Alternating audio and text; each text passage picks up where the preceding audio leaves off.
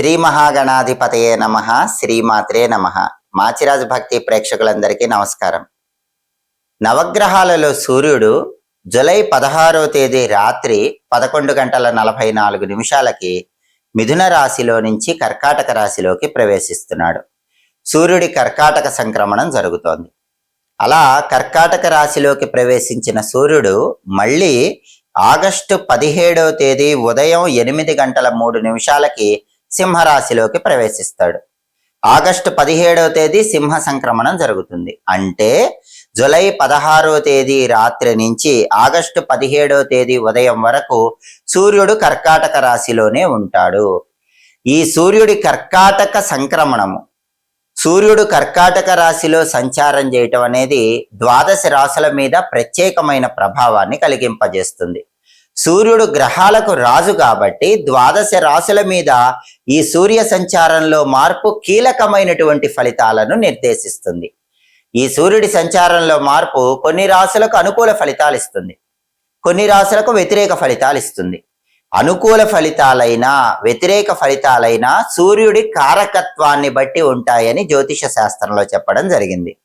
జ్యోతిష శాస్త్ర ప్రామాణిక గ్రంథాల్లో సూర్య భగవానుడికి సంబంధించి కొన్ని ప్రత్యేకమైన కారకత్వాలు చెప్పడం జరిగింది. ఆ కారకత్వాల్లో మొట్టమొదటిది ఏంటంటే సూర్య భగవానుడు ఉద్యోగంలో ప్రమోషన్లను కలిగింపజేస్తాడు. సూర్యుడు అనుగ్రహిస్తే ప్రమోషన్లు తొందరగా వస్తాయి, సూర్యుడి అనుగ్రహం లేకపోతే ప్రమోషన్లు ఆలస్యం అవుతూ ఉంటాయి.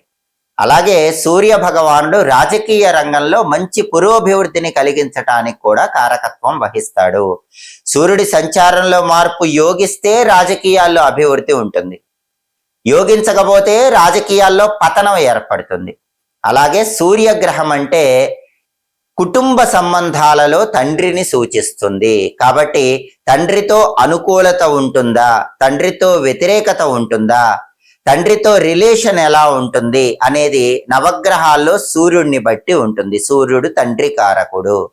అలాగే తండ్రి తరపు బంధువులతో అనుకూలత ఉంటుందా, తండ్రి తరపు బంధువులతో వ్యతిరేకత ఉంటుందా అనేది కూడా సూర్యుడి సంచారం మీద ఆధారపడి ఉంటుంది.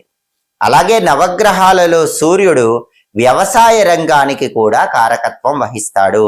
వ్యవసాయ రంగంలో అనుకూల ఫలితాలు రావాలంటే, లాభాలు రావాలంటే సూర్యుడి సంచారంలో మార్పు యోగించాలి. సూర్యుడు యోగించకపోతే వ్యవసాయ రంగంలో పూర్తిగా వ్యతిరేక ఫలితాలు వస్తాయి, నష్టాలు ఏర్పడతాయి. అలాగే ఆరోగ్యం భాస్కరాదిచ్చేత్, సూర్యుడు ఆరోగ్యానికి కూడా కారకత్వం వహిస్తాడు. ఈ ఆరోగ్యంలో కూడా ప్రధానంగా గుండెకి సంబంధించి, కంటికి సంబంధించినటువంటి అనారోగ్య సమస్యలకు కారకత్వం వహిస్తాడు. సూర్యుడి సంచారంలో మార్పు బాగుంటే గుండెకి కంటికి సంబంధించిన అనారోగ్యాలు ఏవీ లేకుండా, ఇలాంటి అనారోగ్యాలున్నా అవి తగ్గిపోతాయి. సూర్యుడి సంచారంలో మార్పు యోగించకపోతే హృదయ సంబంధమైన, నేత్ర సంబంధమైన అనారోగ్య సమస్యలు తరచుగా వస్తూ ఉంటాయి. అలాగే జ్యోతిష శాస్త్ర పరంగా సూర్యుడు గవర్నమెంట్ ఉద్యోగ కారకుడు. సూర్యుడి అనుగ్రహం ఉంటే, సూర్యుడి సంచారంలో మార్పు యోగిస్తే గవర్నమెంట్ ఉద్యోగ ప్రయత్నాలు అనుకూలిస్తాయి. సూర్యుడి సంచారంలో మార్పు యోగించకపోతే గవర్నమెంట్ ఉద్యోగం కోసం ఎన్ని ప్రయత్నాలు చేసినా ఆ ప్రయత్నాల్లో ఆటంకాలు వస్తూ ఉంటాయి. అలాగే సమాజంలో గౌరవ మర్యాదలు, కీర్తి ప్రతిష్టలు, సమాజంలో పరపతి హోదా లభించటానికి కూడా సూర్యుడు కారకత్వం వహిస్తాడు. సూర్యుడి సంచారంలో మార్పు యోగిస్తే సమాజంలో కీర్తి ప్రతిష్టలు పెరుగుతాయి, పరపతి పెరుగుతుంది. సూర్యుడి సంచారంలో మార్పు యోగించకపోతే సమాజంలో పరపతి తగ్గిపోతుంది, కీర్తి ప్రతిష్టలు తగ్గిపోతాయి. కీర్తి ప్రతిష్టలకు, గౌరవ మర్యాదలకు భంగం కలిగింపజేసే వ్యక్తులు సూర్యుడి సంచారం అనుకూలంగా లేకపోతే పెరుగుతారు. వీటన్నిటికీ కూడా సూర్య భగవానుడు ప్రాతినిధ్యం వహిస్తాడు. అలాగే జ్యోతిష శాస్త్ర గోచార గ్రంథాల ప్రకారం సూర్యుడు జన్మరాశి నుంచి లెక్క పెట్టినప్పుడు వచ్చే 3వ రాశిలో గాని, 6వ రాశిలో గాని, 10వ రాశిలో గాని, 11వ రాశిలో గాని ఉన్నట్లయితే అలాంటి సూర్యుడి సంచారం అనుకూల ఫలితాలను ఇస్తుంది. జన్మరాశి నుంచి లెక్క పెట్టినప్పుడు వచ్చే 3, 6, 10, 11 స్థానాలలో సూర్యుడు లేకుండా 3, 6, 10, 11 రాశుల్లో మన జన్మరాశి నుంచి లెక్క పెట్టుకున్నప్పుడు లేకుండా మిగిలిన స్థానాలలో, మిగిలిన రాశుల్లో సూర్యుడు ఉంటే ఆ సూర్యుడి సంచారం వ్యతిరేక ఫలితాలను కలిగింపజేస్తుంది. దీన్ని బట్టి సూర్యుడి కర్కాటక సంక్రమణం ద్వాదశ రాశులలో ఏ రాశులకు అనుకూల ఫలితాలు ఇస్తుందో, ఏ రాశులకు వ్యతిరేక ఫలితాలను ఇస్తుందో ఇప్పుడు మనం తెలుసుకుందాం. తదుపరి తులారాశి. తులారాశి వాళ్ళకి జూలై 16వ తేదీ సూర్యుడు కర్కాటక రాశిలోకి ప్రవేశించగానే, సూర్యుడి కర్కాటక సంక్రమణం జరగగానే ఈ సూర్యుడి సంచారంలో మార్పు 10వ స్థానంలో ప్రారంభమవుతుంది. 10వ స్థానం, దశమ స్థానంలో సూర్యుడు విశేషమైన శుభ ఫలితాలను కలిగింపజేస్తాడు. కాబట్టి తులారాశి వాళ్ళకి జూలై 16 నుంచి ఆగస్టు 17 వరకు సూర్యుడి 10వ స్థాన సంచారం అద్భుతమైన శుభ ఫలితాలను కలిగింపజేస్తుంది. 10వ స్థానంలో సూర్యుడి సంచారం వల్ల సమయమంతా కూడా తులారాశి వాళ్ళకి శోభాయమానంగా ఉంటుంది. కార్యసిద్ధి ఏర్పడుతుంది, కార్య అనుకూలత కలుగుతుంది. కష్టసాధ్యమైనటువంటి పనుల్లో కూడా తులారాశి వాళ్ళు సూర్యుడి 10వ స్థాన సంచారం వల్ల అద్భుతమైన విజయాలను పొందగలుగుతారు. విశేషమైన ధనలాభం చేకూరుతుంది. రకరకాలుగా ధనాన్ని సంపాదించడానికి చేసే ప్రయత్నాలన్నీ చక్కగా అనుకూలిస్తాయి. వృత్తి వ్యాపారాల్లో, ఉద్యోగాల్లో పదోన్నతి కలుగుతుంది. ప్రమోషన్ ప్రయత్నాలు అద్భుతంగా అనుకూలిస్తాయి. కావలసిన చోటికి మంచి ఇంక్రిమెంట్ తో కూడిన ట్రాన్స్ఫర్ తులారాశి వాళ్ళకి లభించే యోగం ఉంది. మహనీయులతో సాంగత్యం పెరుగుతుంది. గొప్ప గొప్ప వారి పరిచయం బంగారు భవిష్యత్తుకు నాంది వాక్యం పలుకుతుంది. సమాజంలో కూడా పేరు ప్రతిష్టలు, గౌరవ మర్యాదలు పెంపొందింపజేసుకోగలుగుతారు. శారీరక సుఖాన్ని పొందగలుగుతారు.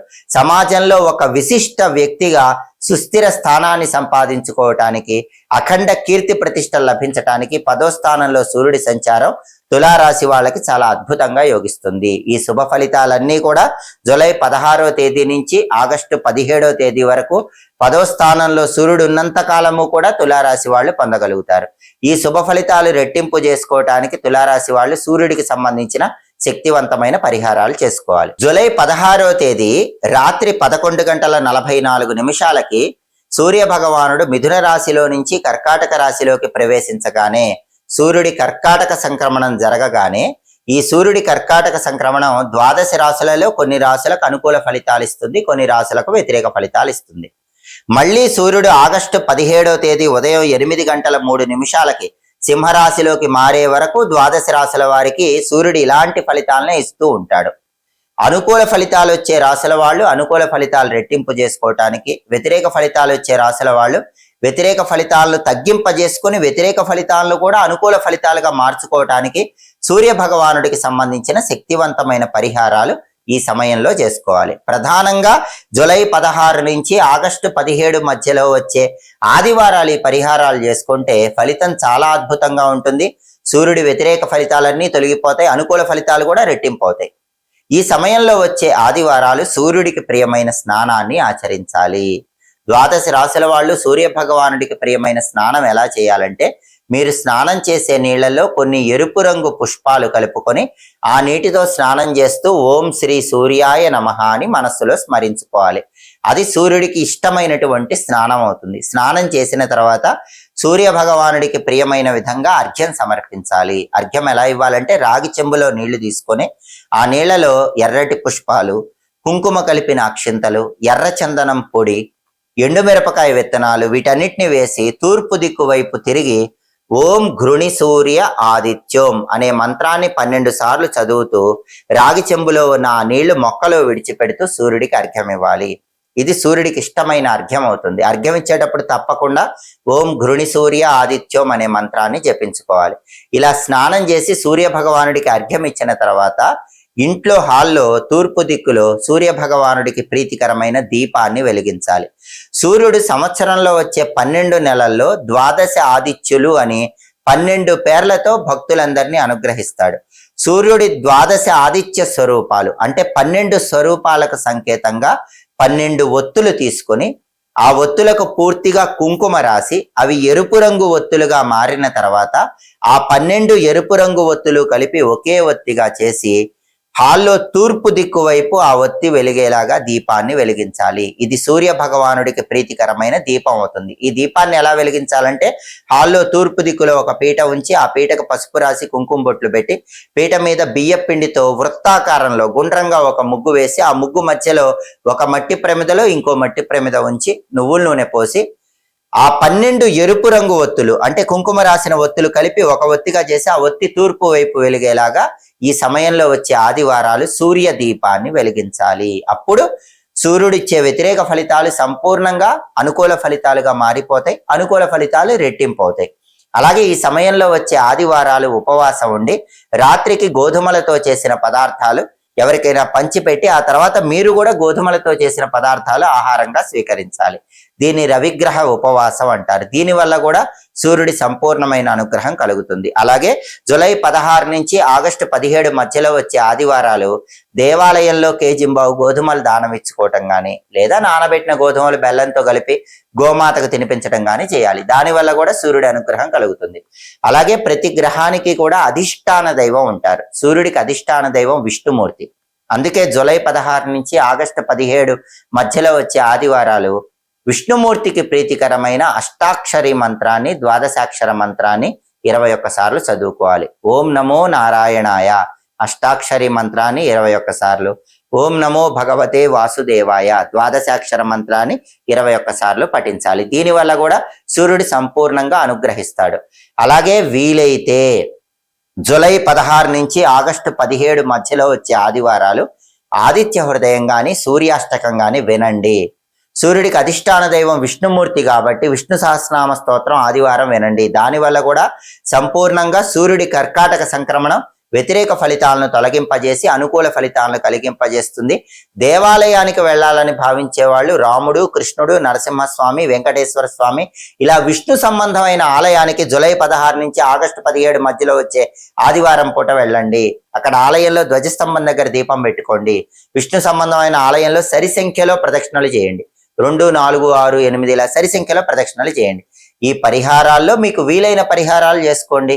సూర్యుడి కర్కాటక సంక్రమణం వల్ల వచ్చే వ్యతిరేక ఫలితాలు తొలగింపజేసుకోండి. అనుకూల ఫలితాలు రెట్టింపు చేసుకోండి. సూర్య భగవానుడి సంపూర్ణమైన అనుగ్రహానికి ప్రతి ఒక్కరూ సులభంగా పాత్రలు కండి. ఎప్పటికప్పుడు ఖగోళంలో గ్రహాల సంచారంలో వచ్చే మార్పును, ఆ మార్పు వల్ల 12 రాశుల వాళ్ళకి కలిగే ఫలితాలను తెలుసుకోవాలనుకుంటున్నారా? ఖగోళంలో గ్రహాల సంచారంలో మార్పు వ్యతిరేకంగా ఉన్నప్పుడు ఆ వ్యతిరేక ఫలితాలను అనుకూల ఫలితాలుగా మార్చుకోవటానికి పాటించాల్సిన పరిహారాలు తెలుసుకోవాలనుకుంటున్నారా? అయితే మాచిరాజు భక్తి ఛానల్ తప్పకుండా చూడండి. మా వీడియోస్ మీకు నచ్చినట్లయితే మా ఛానల్ లైక్ చేయండి, కామెంట్ చేయండి. మా ఛానల్ వీడియోస్ 10 మంది మిత్రులకు షేర్ చేయండి. మా ఛానల్ సబ్స్క్రైబ్ చేసుకోండి. పక్కనున్న బెల్ సింబల్ నొక్కటం మాత్రం మర్చిపోకండి. సర్వే జనాః సుఖినో భవంతు. స్వస్తి.